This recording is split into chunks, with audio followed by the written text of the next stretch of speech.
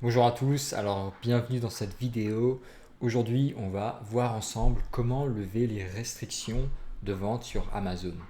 Alors, si vous êtes nouveau sur Amazon, par exemple si vous avez commencé dans les 2 dernières semaines ou dans les derniers mois, vous avez sûrement remarqué que la plupart des produits que vous trouvez, que ce soit sur ProfitWolf ou dans votre retail arbitrage normal, beaucoup de produits sont restreints. Ça veut dire que vous essayez de les mettre en vente sur Amazon, mais Amazon vous dit que vous ne pouvez pas les vendre.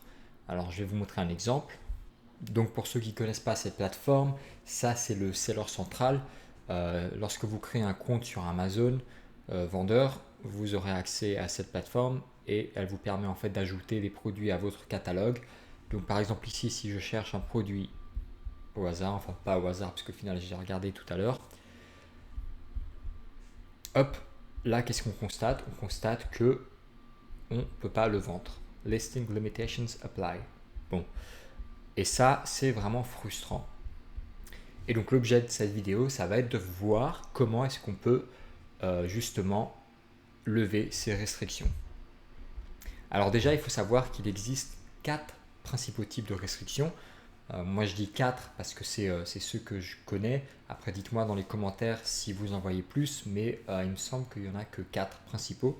Alors ce sont les restrictions au niveau de la catégorie. Donc ça peut être sur la catégorie santé et beauté par exemple. Ça peut être des restrictions au niveau de la sous-catégorie. Donc ça veut dire que vous pouvez vendre par exemple des sèche-cheveux qui sont dans la catégorie beauté, mais vous ne pouvez pas vendre des crèmes pour les mains qui sont dans la catégorie produits qui s'appliquent sur la peau ou un truc du genre. Ensuite, on a les restrictions qui vont s'appliquer aux marques. Alors là, c'est lorsque la marque en question va appeler Amazon et va dire ouais, nous, on ne veut pas que notre marque soit vendue sans notre accord au préalable. Donc ça veut dire que, par exemple, si je suis Lego, je vais dire à Amazon, la condition pour que nos produits soient vendus par d'autres vendeurs, c'est qu'ils aient un document officiel qui vienne de nous. Donc ça arrive assez souvent. Et enfin, le dernier type de restriction, ça va être la restriction sur l'ASIN. Donc l'ASIN, c'est quoi? C'est l'identifiant unique des produits sur Amazon. Et à ce moment-là, ça veut dire que vous ne pouvez pas vendre un produit en particulier. Donc par exemple, vous pouvez vendre beaucoup de produits dans la catégorie jouets par exemple, mais spécifiquement ce produit-là, je sais pas, n'importe quoi, vous ne pourrez pas le vendre. Donc ça, c'est les principaux types de restrictions. Ensuite, il faut savoir que les restrictions varient d'une marketplace à une autre. Donc ça veut dire que par exemple, comme vous le savez, lorsque vous êtes vendeur sur une marketplace européenne, par exemple marketplace Amazon.es, Amazon Espagne, vous pouvez vendre sur Amazon Espagne, mais vous pouvez aussi vendre avec le même compte sur Amazon.fr, Amazon.it, Amazon Allemagne ou Amazon Angleterre. Alors le problème, c'est que les restrictions, elles ne s'appliquent pas automatiquement à toutes les marketplaces. Donc vous pouvez par exemple restreindre sur la catégorie produits de beauté en Espagne, mais vous pouvez, vous pouvez être restreint en Espagne sur la catégorie beauté et santé, mais vous pouvez être autorisé à vendre dans cette catégorie en France par exemple. Donc voilà, c'est pas uniforme. Et je vais vous montrer un exemple de ça. Donc je reprends mon exemple de tout à l'heure. Là, je suis sur amazon.co.uk, donc la marketplace anglaise, et on peut voir que ce produit spécifique, je ne peux pas le vendre. Vous voyez, ils me disent ici que j'ai besoin de l'accord pour vendre ce produit. Et si je veux lever cette restriction, il va falloir que je clique sur Request Approval et que je fasse la démarche au final. Alors que maintenant, vous voyez sur Amazon.fr, donc là c'est le même compte, hein, c'est l'un de mes comptes principaux Amazon, eh bien, je peux le vendre. Vous voyez, vendez le vôtre. Vous voyez ici, Amazon Angleterre, j'ai besoin de l'accord, mais Amazon France, ça va, je peux le vendre. Donc voilà, c'est quelque chose auquel il faut faire attention. Ensuite, alors, les restrictions de vente, la plupart des gens, bien sûr, n'aiment pas ça. Et je suis d'accord avec vous, c'est assez frustrant. Personne n'aime tomber sur un deal extraordinaire et au final ne pas pouvoir le vendre. C'est frustrant. Mais moi, je suis convaincu qu'au final, c'est une bonne chose. Pourquoi? Parce que, alors, imaginez un moment que Amazon autorise tout le monde à vendre tous les produits. Qu'est-ce que ça implique? Ça implique que tout le monde viendrait sur Amazon pour vendre n'importe quoi et au final, vous ferez concurrence à des mecs qui s'en fichent d'être sérieux et qui veulent juste vendre comme ça une fois de temps en temps. Et il y en aura tellement de ces gens-là que vous n'arriverez pas du tout à dégager de la marge. Donc, pour moi, c'est une bonne chose au final, parce que moins il y aura de newbies, moins il y aura de concurrence, et plus il y aura, plus vous ferez de la marge sur vos produits. Alors, il y a deux façons principales de lever les restrictions. La première, c'est la plus simple, c'est tout simplement d'attendre que Amazon le fasse automatiquement. Alors ça ne veut pas dire que vous pouvez ouvrir votre compte Amazon et attendre 8 ou 9 mois sans rien faire et Amazon va automatiquement lever vos restrictions. Non, pas du tout. Ça veut dire que il faut être actif, il faut avoir un compte Amazon, il faut faire des ventes dans les catégories et les produits que vous pouvez vendre. Et au bout d'un moment, lorsqu'Amazon vous fera confiance, lorsque vous aurez des bonnes métriques, Amazon décidera de vous autoriser à vendre dans X ou Y catégorie ou produit. Alors l'inconvénient de cette méthode, c'est que certes, on n'a rien à faire, enfin si, il faut être un bon vendeur, mais l'inconvénient, c'est que on ne sait pas quand ça arrive. Ça peut arriver n'importe quand. En général, ça prend longtemps, ça prend plusieurs mois, ça peut prendre plusieurs années, et c'est assez aléatoire. On ne sait pas sur quel produit on va se faire autoriser. Et la deuxième méthode, qui est la méthode au final recommandée, et la méthode classique, c'est de faire la demande, de lever la restriction. Alors, avant de passer à la démarche, je vous dis en fait, dépêchez-vous de lever ces restrictions parce que j'ai remarqué, moi, au fil des mois, au fil des années, que ça devient de plus en plus difficile de vendre dans des catégories. Donc, Amazon restreint de plus en plus ses produits et ses catégories. Et ça, c'est normal parce qu'au final, plus Amazon grandit, plus il y a de vendeurs qui y sont intéressés et donc plus il faut limiter la concurrence, ce qui est, comme je vous l'ai dit, une bonne chose. Mais donc, plus vous vous dépêchez et mieux ce sera pour vous. Voilà. Alors, les conditions de base avant de pouvoir lever la restriction, c'est tout d'abord, il faut que vous ayez un compte pro. Si vous n'avez pas de compte pro, si vous avez le compte basique qui est gratuit, vous ne pourrez pas faire la demande d'autorisation de vente dans les catégories souhaitées. Alors il faut le compte pro qui est à 39 euros par mois en Europe et à 25 livres en Angleterre. Et bien évidemment, il vous faut des bonnes métriques, c'est-à-dire il faut que votre compte soit très bien tenu. Voilà. Alors de quels documents avez-vous besoin pour justement lever ces restrictions? Donc on va prendre l'exemple de tout à l'heure. Donc rappelez-vous tout à l'heure le produit qu'on avait vu, il était restreint. Donc c'est sur la marketplace anglaise, mais la procédure est exactement la même sur la marketplace française. Donc ce qu'on va faire, c'est qu'on va cliquer sur Request Approval. Et une fois qu'on est sur cette page, on voit que Amazon nous demande un document.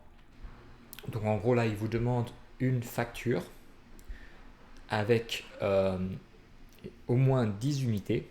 Donc ils veulent que vous ayez une facture avec au moins 10 unités du produit que vous voulez vendre. Et il faut que cette facture, elle vienne soit d'un fabricant ou bien d'un distributeur. Alors ici, il faut l'entendre comme un grossiste. Donc il nous faut la facture du grossiste avec au moins 10 unités. Là, je recommande de prendre 15, 20 unités, juste voilà. Vous contentez pas du minimum. Essayez vraiment de donner le plus de raisons possible à Amazon de vous autoriser à vendre ces produits. Et très important, il faut que l'adresse et le nom qui figurent sur la facture soient identiques à ceux de votre compte vendeur. Et si vous pouvez aussi, ça serait bien d'ajouter le nom de la boutique dans la facture. Comme ça, Amazon voit vraiment que voilà, vous avez la facture du fournisseur, vous avez acheté une vingtaine d'articles, c'est un grossiste et pas un détaillant, et vous avez le nom de la boutique dessus. Et ça, c'est très important. Je précise encore que il faut que ce soit un grossiste et pas un détaillant. Si vous envoyez une facture avec 10 ou 15 unités de chez Auchan, par exemple, ça ne marchera pas. Amazon va rejeter votre requête. Ok. Donc il faut que ce soit un grossiste. Et de plus en plus, on demande également une déclaration de conformité. Alors cette déclaration de conformité, à l'époque où moi je levais mes restrictions, j'avais presque jamais ça. J'avais juste la facture du fournisseur et voilà, c'était tout. Mais là, de plus en plus, après avoir parlé avec plusieurs clients, je me suis rendu compte que Amazon demande également la déclaration de conformité. Et cette déclaration de conformité, elle est fournie par le fabricant du produit. Donc vous, c'est impératif de demander, avant de commander chez votre fournisseur, il faut que vous demandiez si le fournisseur vous donne cette déclaration de conformité. Parce que si le fournisseur ne sait même pas ce que c'est pas la peine de commander chez lui. Vous lui dites, moi je ne peux pas commander chez vous, je vais chez votre concurrent qui lui me fournit la déclaration de conformité. Encore une fois, ça, Amazon ne le demande pas tout le temps, mais si Amazon le demande, c'est vraiment impératif que vous vous assuriez que le fournisseur vous la fournisse. Alors ensuite, lever une restriction sur un ASIN versus lever une restriction sur une catégorie. Quelle est la différence? Donc comme on a vu, les restrictions elles peuvent soit s'appliquer au niveau du produit en particulier, soit sur la marque en général. Alors lorsque la restriction est sur un produit en particulier ou sur une marque, il faut que vous achetiez ce produit en particulier chez le grossiste. Voilà, il faut que ce soit exactement le même produit. Il faut que la facture montre que c'est ce code barre pour lequel vous avez fait un achat d'une vingtaine d'unités et pour lequel vous souhaitez lever la restriction.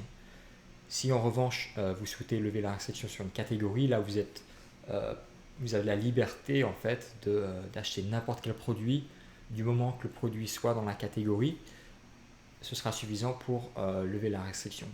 C'est pour ça que moi je recommande lorsque vous avez par exemple lorsque vous devez lever une catégorie, lorsque vous devez lever la restriction sur la catégorie produits de santé et beauté, la plupart des gens ce qu'ils font c'est qu'ils vont acheter des dentifrices parce que le dentifrice voilà c'est pas cher de 1 et de 2 c'est un produit qu'ils peuvent utiliser pour leur consommation personnelle. Ils ne sont pas obligés de le revendre sur Amazon. Et donc ça c'est un gros plus. Donc c'est pas cher et ils ne sont pas obligés de le revendre, ils peuvent l'utiliser eux-mêmes. Donc voilà, il faut vraiment voir cette démarche de restriction et d'autorisation comme un investissement. Ne cherchez pas forcément à vous faire de la marge, tombez pas dans le piège de ne pas lever les restrictions parce que vous ne trouvez pas de produit qui vous génère de la marge. Non. L'objectif ici, c'est pas de faire de la marge, c'est de lever les restrictions. Donc au pire si vous faites une petite perte, c'est pas grave parce que au final vous gagnerez tellement plus à lever la restriction que vous ne perdez sur les petites unités que vous avez commandées, les 10-15 unités que vous avez commandées. Ok. Maintenant, où trouver ces grossistes? Alors, pensez pas que vous pourrez aller chez Monoprix, acheter une quinzaine d'unités et que ça passera. Non, ça passera pas. Amazon veut absolument que ce soit des grossistes. Et d'ailleurs, tous les grossistes ne marchent pas non plus. Il faut que ce soit des grossistes qui soient dans la liste secrète d'Amazon. Je dis secrète parce qu'Amazon, en fait, ne dit pas quels sont les grossistes qu'ils acceptent. En revanche, plusieurs personnes ont réussi à lever la restriction avec des grossistes. Donc, on sait qu'au moins cela fonctionne. Et je suis prêt à vous envoyer cette liste gratuitement. Tout ce que vous avez à faire, c'est de m'envoyer un email à contact@profitwolf.eu et mettez en objet liste grossiste, histoire que je sache pourquoi vous m'envoyez cet email. Et en texte, mettez un truc sympa, mettez salut, j'ai bien aimé ta vidéo, est-ce que tu peux m'envoyer la liste des grossistes? Et je vous répondrai avec la liste des grossistes pour lesquels les gens que je connais ont réussi à lever leurs restrictions. Voilà, je ne garantis pas que c'est pas parce qu'en fait ils ont marché dans le passé que ça marchera dans le futur, mais bon, ça a tellement fonctionné pour l'instant qu'il n'y a pas de raison que ces grossistes-là ne soient pas acceptés par Amazon dans le futur. Donc voilà, c'est tout pour aujourd'hui. Si vous avez aimé cette vidéo, s'il vous plaît, lâchez un petit pouce bleu et abonnez-vous à la chaîne. Cliquez sur la cloche pour que vous receviez mes notifications. Et vous savez quoi? Si cette vidéo elle atteint 100 likes, si j'ai 100 pouces bleus sur cette vidéo, je vais regarder dans les commentaires, je vais prendre une personne au hasard et je vais envoyer un coupon de 25 € pour Amazon, un bon d'achat de 25 € sur Amazon. Ok? Donc likez cette vidéo et laissez un petit commentaire. Ne spammez pas d'ailleurs. Les spammers, si vous laissez genre 10 000 commentaires, je ne vous prendrai pas. Donc voilà, laissez juste un commentaire max. Et donc une fois que la vidéo atteindra 100 likes, ça peut être dans une semaine, dans un mois, mais lorsqu'elle atteindra 100 likes, je prendrai une personne dans les commentaires au hasard et je lui enverrai un message privé. Donc assurez-vous que vos options vous permettent de recevoir et je vous enverrai un pot pour Amazon. Voilà, c'est tout. À bientôt.